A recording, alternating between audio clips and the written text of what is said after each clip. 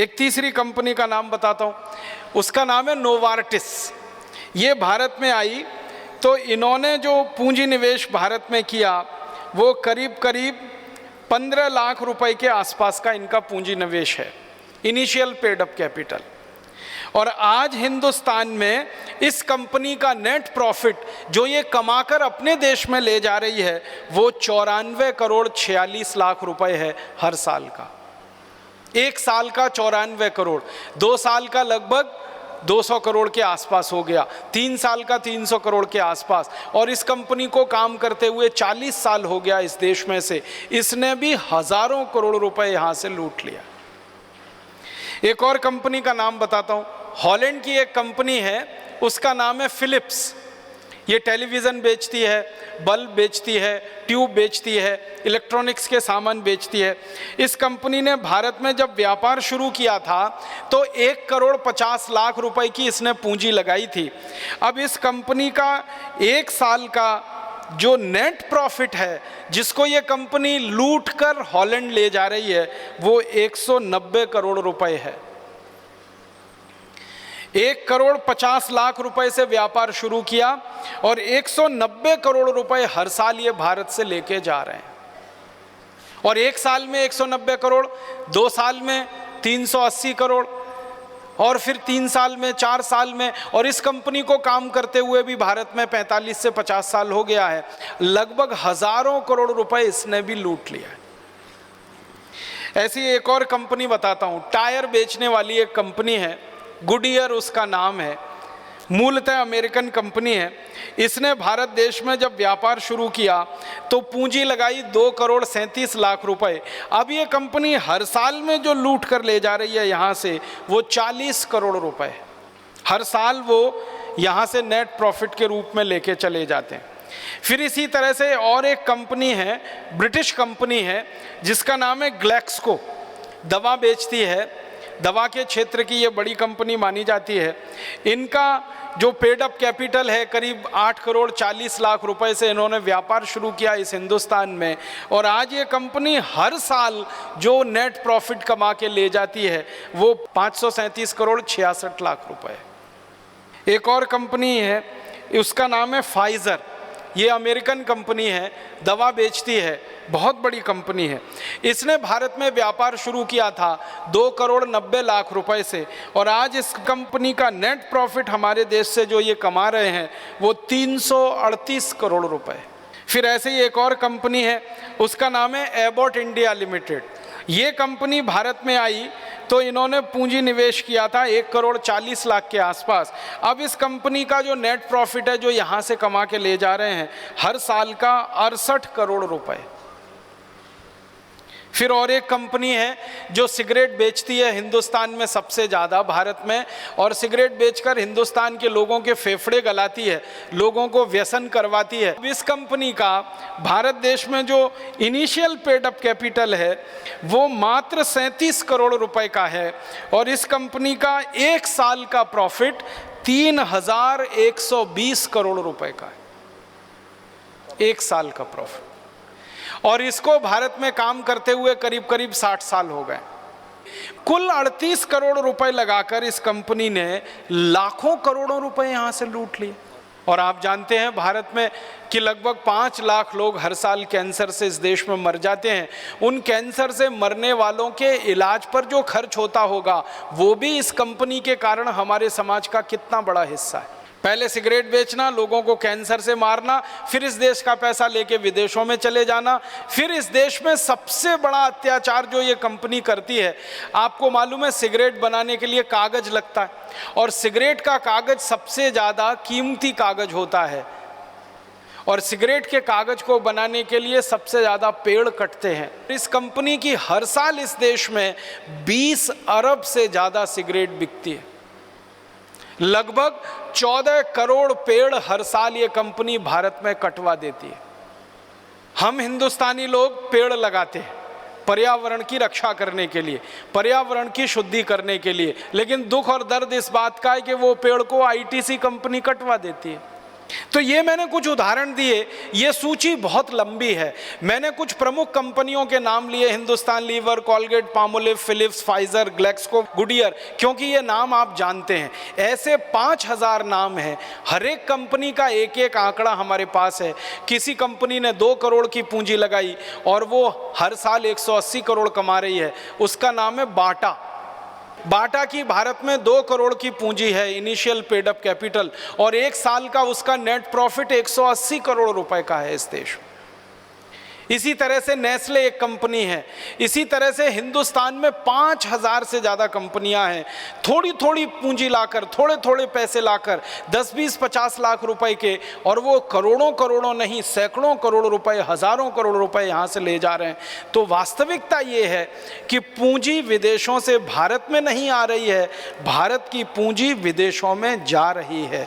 और यही कारण है कि जैसे जैसे विदेशी कंपनियां भारत में बढ़ रही हैं, भारत की गरीबी बढ़ती चली जा रही है।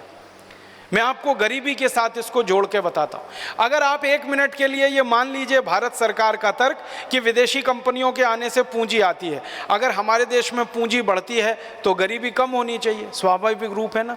लेकिन मैं आपको बताता हूं, 1947 में जब भारत आज़ाद हुआ, तब इस देश में एक विदेशी कंपनी को हमने भगाया था जिसका नाम था ईस्ट इंडिया। लेकिन 2 साल के बाद इस देश की सरकार ने 126 विदेशी कंपनियों को बुला लिया। अब उन 126 कंपनियों के आने के समय इस देश में गरीबों की संख्या थी लगभग 4.5 करोड़। सरकार के आंकड़े, सरकार कहती थी कि 1947-48 में गरीबों की संख्या लगभग 4.5 करोड़ के आसपास है। तो 4.5 करोड़ की गरीबों की संख्या थी जब 126 विदेशी कंपनियां भारत में आईं। अब हमारे देश में विदेशी कंपनियों की संख्या बढ़कर 5000 हो गई। आज़ादी के दूसरे ही साल में 126 कंपनियां, अब आज़ादी के 62-63 साल के बाद 5000 विदेशी कंपनियां। तो 126 कंपनियां जितनी पूंजी लाईं, 5000 कंपनियां उससे ज़्यादा ही लाएंगी, तो इसका माने पूंजी और बढ़ जाएगी, तो गरीबी कम हो जाएगी। लेकिन भारत सरकार के ही आंकड़े हैं कि इस समय गरीबों की संख्या हमारे देश में है 84 करोड़। आज़ादी आई थी तो गरीबों की संख्या थी लगभग 4.5 करोड़। अब आज़ादी के 62 साल के बाद गरीबों की संख्या हो गई 84 करोड़। इसका माने गरीबों की संख्या में 21 गुना वृद्धि हुई है। इसका सीधा सा मतलब है कि हिंदुस्तान की लूट में बहुत ज़्यादा वृद्धि हुई होगी, इसलिए गरीबों की संख्या में वृद्धि हुई है। क्योंकि 5000 कंपनियों ने लूटा है इस देश को। पहले लूटती थी एक कंपनी ईस्ट इंडिया, तब हम गरीब हुए दुनिया में। अब लूटने वाली 5000 कंपनियां हैं, तो गरीबी बढ़ेगी ही, कम नहीं होने वाली। इसलिए हर साल इस देश में गरीबी बढ़ती है, क्योंकि पूंजी यहाँ से लूट कर विदेशों में जाती है, यहाँ पूंजी विदेशों से आती नहीं। अब एक दूसरा तर्क जो हमारी सरकार देती है, हमारी सरकार का दूसरा तर्क है कि जब भी विदेशी कंपनियां आती हैं तो हमारा एक्सपोर्ट बढ़ता है, निर्यात बढ़ता है। कोशिश की है हमने पिछले हिंदुस्तान के 62 साल के निर्यात के आंकड़े इकट्ठे करें, और वो निर्यात के आंकड़े हमें मिल गए। भारत सरकार के विभिन्न मंत्रालयों से और रिजर्व बैंक ऑफ इंडिया की लाइब्रेरी की मदद से भारत के पिछले 62 साल के निर्यात के आंकड़े मिल गए। और पता ये चल रहा है कि जैसे जैसे विदेशी कंपनियां भारत में आ रही हैं, निर्यात हमारा कम हो रहा है। जब विदेशी कंपनियां नहीं थी इस देश में, तब हम बहुत ज़्यादा निर्यात करते थे, और जब से विदेशी कंपनियों का आना शुरू हुआ, निर्यात घटता जा रहा है, एक्सपोर्ट कम होता जा रहा है। मैं आपको एक जानकारी दूं, हमारे देश में जब एक ही विदेशी कंपनी थी ईस्ट इंडिया, सिर्फ एक कंपनी थी अंग्रेजों की, उस समय सारी दुनिया में हम निर्यात करते थे। और हमारा निर्यात कितना होता था? सन 1813 से 1840 के बीच में अंग्रेजों की सरकार ने भारत का सर्वेक्षण कराए और कई सर्वेक्षण कराए, आर्थिक सर्वेक्षण कराए, शिक्षा का सर्वेक्षण कराया, चिकित्सा का सर्वेक्षण कराया, भारत के लोगों की सामाजिक स्थिति क्या है उसके सर्वेक्षण कराए। तो 1813 से 1840 के बीच में जो विभिन्न सर्वेक्षण हुए उनमें से एक आर्थिक सर्वेक्षण हुआ। वो आंकड़े बताते हैं कि जब एक विदेशी कंपनी इस देश में थी, ईस्ट इंडिया, तब हम दुनिया में 33% निर्यात करते थे। और ध्यान रखने की बात है कि ये हमारा निर्यात ईस्ट इंडिया कंपनी नहीं करती थी, हम खुद करते थे। ईस्ट इंडिया कंपनी तो क्या करती थी, हमारे देश में आकर अपने देश का कुछ माल बेचते थे और जो वो बेचा हुआ माल है उसको संतुलित करने के लिए यहाँ से कुछ खरीद के अपने देश में ले जाते थे। तो उनका निर्यात तो मामूली सा होता था, कोई बहुत ज़्यादा नहीं था। मैंने तो कुल निर्यात के आंकड़े निकाले 1840 के, तो भारत का कुल निर्यात अगर 100 रुपये का होता था तो ईस्ट इंडिया कंपनी का निर्यात उसमें 3 रुपये 60 पैसे का होता था, बस 3.6% अंग्रेजों के ज़माने में। इस बात को ठीक से समझिएगा, हम भारतवासी, भारत के व्यापारी, भारत के उद्योगपति सीधे दूसरे देशों में जाकर अपना माल बेचते थे अगर 100 रुपये का, तो ईस्ट इंडिया कंपनी भारत से माल खरीदकर विदेशों में बेचती थी 3 रुपये 60 पैसे का। माने हमारे कुल निर्यात का 3.6% निर्यात ईस्ट इंडिया कंपनी किया करती थी। ये थी हमारी आज़ादी के पहले की स्थिति, जब एक कंपनी इस देश में थी। अब हमारे देश में कंपनियों की संख्या बढ़ के 5000 हो गई, तो क्या होना चाहिए, निर्यात बढ़ना चाहिए। पहले एक कंपनी इतना निर्यात करती है तो 5000 कंपनियों के द्वारा तो ज़्यादा निर्यात होना चाहिए। लेकिन आंकड़े बता रहे हैं कि हमारा निर्यात आज़ादी के पहले जितना ज़्यादा था, आज़ादी के 62 साल के बाद बहुत बहुत बहुत बहुत कम होता चला गया। अब मैं कुछ साल के हिसाब से बताता हूँ। हमारा निर्यात 33% था 1840 तक, फिर उसके बाद 1938 तक आते आते दुनिया के बाज़ार में हमारा निर्यात हो गया 4.5%। फिर 1950 के आते आते हमारा निर्यात हो गया 2.2%। फिर 1955 तक आते आते दुनिया में निर्यात हो गया 1.5%। फिर 1960 तक दुनिया में हमारा निर्यात हो गया 1.2%। फिर 1965 तक हमारा निर्यात हो गया 1%। फिर 1970 तक सारी दुनिया में हमारा निर्यात हो गया 0.7%। फिर 1975 तक हमारा निर्यात हो गया 0.5%। फिर 1980 में हमारा निर्यात हो गया 0.1%। फिर 1990 में हमारा निर्यात हो गया 0.05%। और फिर 1991 में हो गया 0.045%। फिर 92 में हो गया 0.042%। फिर 93 में 0.04। फिर 94 में 0.38। और ऐसे चलते चलते चलते अभी मैं 2008 और 9 की बात करूं तो दुनिया में हमारा निर्यात है अभी 0.5%। माने आधा प्रतिशत हमारा निर्यात है दुनिया के बाज़ार में। जब एक ईस्ट इंडिया कंपनी थी, हम अंग्रेजों के गुलाम थे, तब निर्यात था 33%। और अब 5000 विदेशी कंपनियां हैं, तब दुनिया के बाज़ार में हमारा निर्यात है 0.5%। आप बताइए, निर्यात कम हुआ है या बढ़ा है? बहुत तेज़ी से कम हुआ है। इसका मतलब क्या है? इसका मतलब बहुत साफ है कि विदेशी कंपनियां भारत का निर्यात नहीं बढ़ाती हैं। तो क्या बढ़ाती हैं विदेशी कंपनियां? विदेशी कंपनियां उल्टा काम करती हैं, भारत में आकर भारत का आयात बढ़ाती हैं, इंपोर्ट बढ़ाती हैं। क्योंकि सभी विदेशी कंपनियों को भारत में निर्यात के ज़्यादा आयात करने में रस पैदा होता है, रुचि होती है। क्यों? क्योंकि वो आयात करेंगे तो फ़ायदा उनके देश को मिलेगा ना। जैसे मैं एक उदाहरण से बताऊं, एक अमेरिका की कंपनी भारत आ गई, अब वो अमेरिका की वस्तुओं को भारत में लेके आएंगे और बेचेंगे तो मुनाफा अमेरिका को मिलेगा ना। तो इसलिए उनकी कोशिश ये रहती है कि अमेरिकन चीज़ों का आयात भारत में ज़्यादा से ज़्यादा बढ़ाया जाए ताकि भारत का मुनाफा अमेरिका में ज़्यादा जाए। तो वो कंपनी अपना शुद्ध मुनाफा लेके जाएगी वो तो है ही। अमेरिका से कच्चा माल खरीदकर, अमेरिका से तकनीकी खरीदकर भारत में लाकर बेचेंगे और उसका पैसा भी अमेरिका लेके जाएंगे, ये दूसरा लाभ है उनका।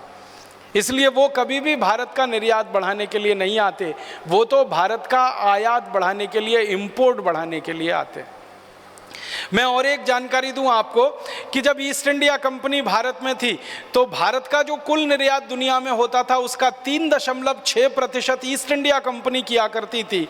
अब हमारे देश का जो कुल निर्यात दुनिया के देशों में होता है उसका 5.52% निर्यात ही विदेशी कंपनियां करती हैं, जबकि उनकी संख्या 5,000 से ज़्यादा हो चुकी है। माने वो हमारे देश का निर्यात नहीं बढ़ा रहे हैं, वो हमारे देश में ज़्यादा से ज़्यादा आयात करके सामान यहाँ लाकर बेच रहे हैं ताकि यहाँ से पैसा उनके देश में चला जाए और उनको उस पैसे से फ़ायदा हो, ना कि भारत का निर्यात बढ़ाने से।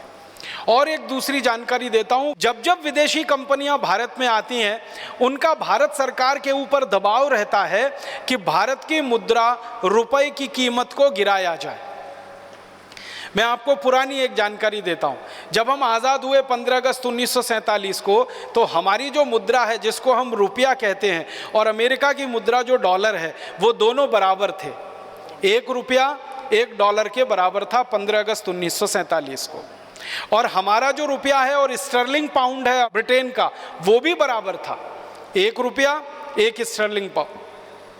फ्रांस की एक मुद्रा है उसका नाम है फ्रैंक, तो भारत का 1 रुपया और फ्रैंक बराबर था। जर्मनी की उस समय एक मुद्रा चलती थी ड्यूशमार्क, तो ड्यूशमार्क 1 और भारत का 1 रुपया बराबर था। माने दुनिया के 4 प्रमुख देशों की एक एक मुद्रा का भारत के रुपए के साथ तुलना किया जाए तो बराबर था। शास्त्री जी जब प्रधानमंत्री बने तो 2-2.5 साल तक एक भी विदेशी कंपनी नहीं आई, क्योंकि शास्त्री जी की नीति थी स्वदेशी की नीति। वो करीब 18 महीने इस देश में प्रधानमंत्री रहे, 18 महीने में उन्होंने कभी भी किसी विदेशी कंपनी को इस देश में नहीं आने दिया।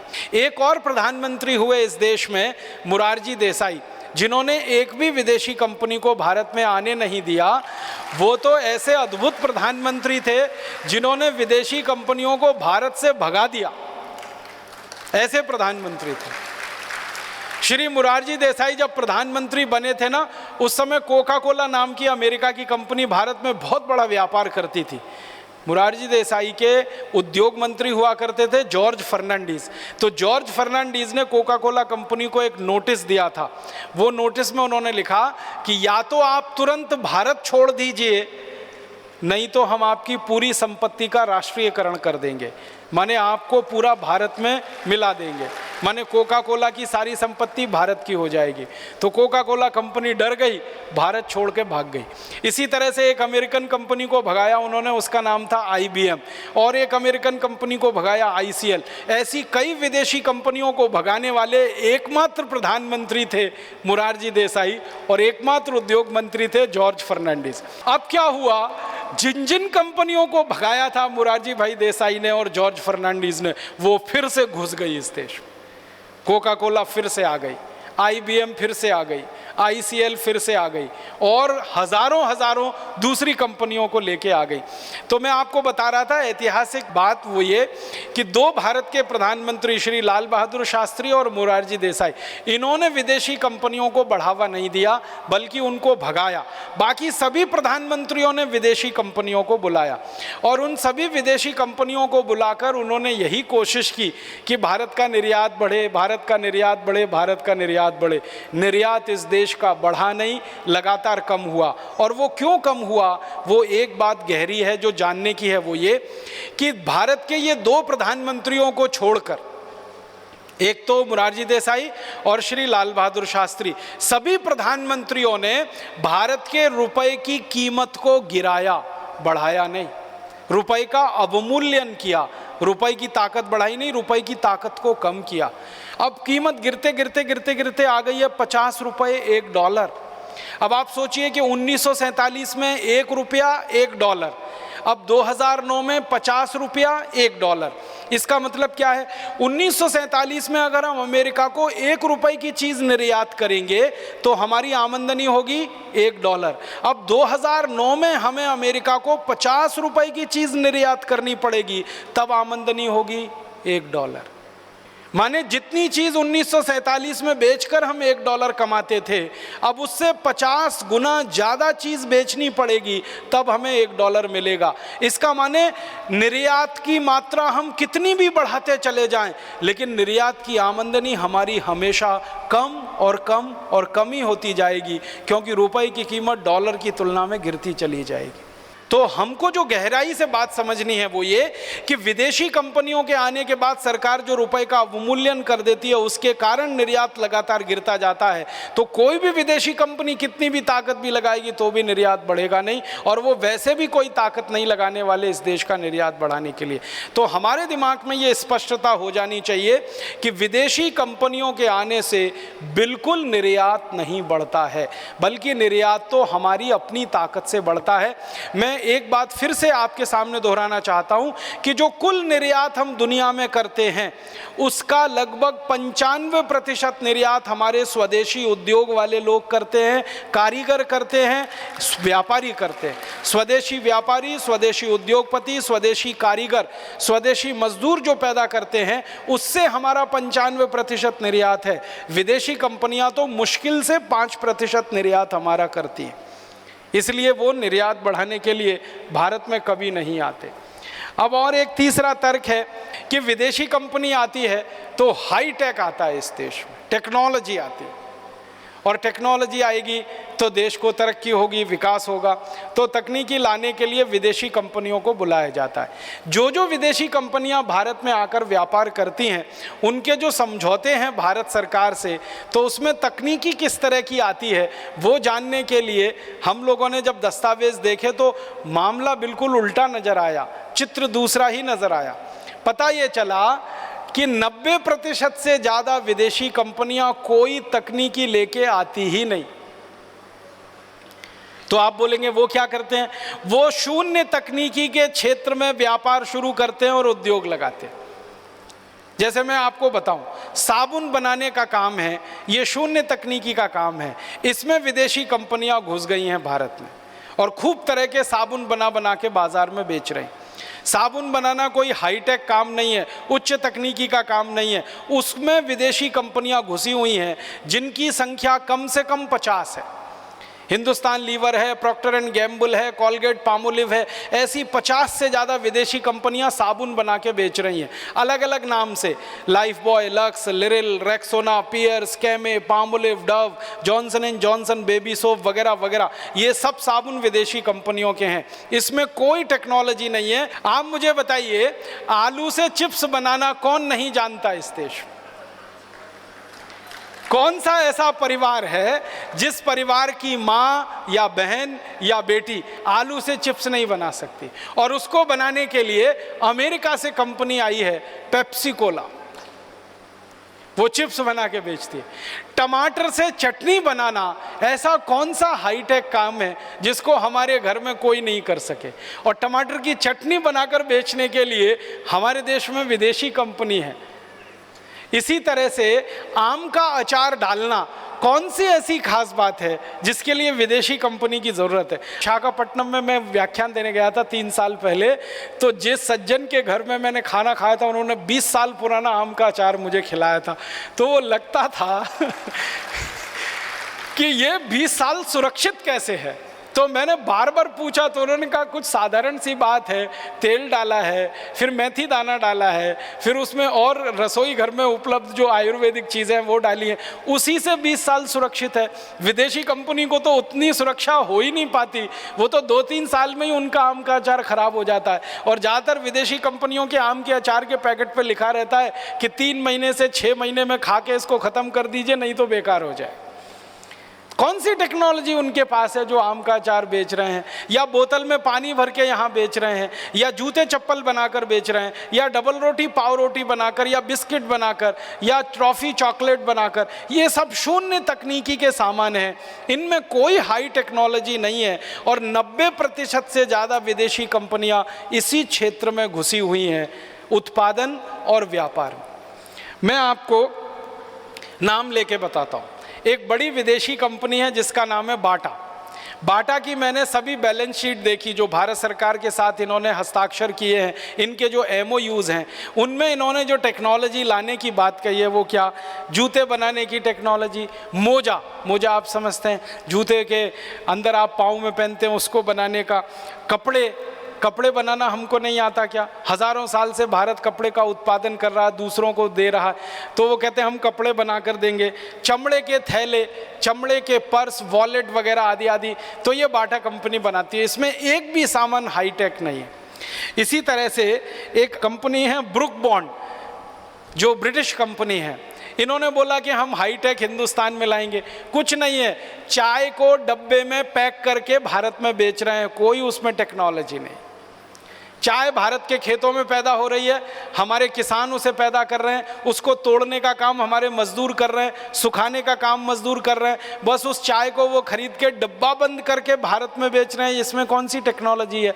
डब्बा बनाना कोई हाईटेक आइटम थोड़ी होता है, और डब्बा बना के उसमें चाय पैक करना कोई हाईटेक बात थोड़ी होती है। एक कंपनी है कैडबरीज, वो चॉकलेट बनाती है, बिस्किट बनाती है और आइसक्रीम बनाती है। ये तीनों जीरो टेक्नोलॉजी के आइटम है। फिर एक कंपनी है कॉलगेट पामोलिव, ये टूथपेस्ट बनाती है, टूथब्रश बनाती है, टूथ पाउडर है, साबुन है, शेविंग क्रीम है, ये सब जीरो टेक्नोलॉजी के आइटम है। फिर एक अमेरिकन कंपनी है कॉर्न प्रोडक्ट्स, वो भारत में दही बना के बेचती है। अब बताओ, दही बना के विदेशी कंपनी बेचे और वो कहें ये हाईटेक आइटम है। हम में से किसको नहीं आता दही बनाना? और हमारा दही तो विदेशी कंपनी से अच्छा होता है।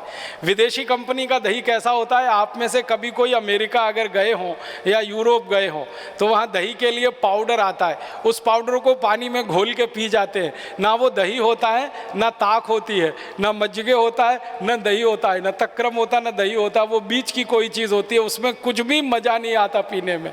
वो उनका दही है, उसको वो यहाँ ला के बेच रहे हैं और हमारे कुछ पढ़े लिखे मूर्ख लोग खरीद रहे हैं। इसमें मुझे अफसोस होता है। दही बेच रहे हैं और भारत के लोग जो सालों साल से, हजारों साल से दही बनाने वाले लोग, श्री कृष्ण के देश के लोग तो दही वाले ही होंगे ना। श्री कृष्ण की तो सारी कहानी दही से शुरू होती है। अब श्री कृष्ण के देश के लोग दही बनाने के लिए विदेशी कंपनी को बुलाएं तो ये तो श्री कृष्ण का अपमान है। एक कंपनी है हमारे देश में, वो सौंदर्य प्रसाधन की चीज़ें बेचती है, ड्यूफार उसका नाम है, कोई उसमें हाईटेक नहीं है। इसी तरह से फिस्कर्स है, फन स्कूल है, जर्नल इलेक्ट्रिक है, जॉफ्री मैनर्स है, ग्लेक्सको है, गॉडफ्रे फिलिप्स है। ऐसी हमारे देश में एक दो नहीं हज़ारों कंपनियां हैं जिनकी लिस्ट है पूरी, जो शून्य तकनीकी के सामान ही बनाकर बेच रही हैं, कोई हाईटेक सामान नहीं है। 10% कंपनियां ऐसी हैं विदेशों की जो भारतीय कंपनियों से कुछ समझौते करके थोड़ा बहुत टेक्नोलॉजी के सामान बनाती हैं। जैसे कार बनाने वाली कुछ कंपनियां हैं, मोटर बनाने वाली, बस बनाने वाली कंपनियां हैं। एक है ना अशोक लीलैंड, तो अशोक तो भारत की कंपनी है, लीलैंड तो ब्रिटेन की कंपनी है। इसी तरह से आपने मोटर में देखा होगा मारुति सुजुकी, अब तो वो पूरी विदेशी हो गई, पहले आधा आधा था। कुछ टेक्नोलॉजी वो लाते हैं, वो 10% का हिस्सा है और उसमें भी वो भारत में कुछ नहीं बनाते हैं। ध्यान रखिए, वहाँ से बना बनाया इंजन लेके आते हैं, भारत में सिर्फ उसको फिट करके बेचते हैं।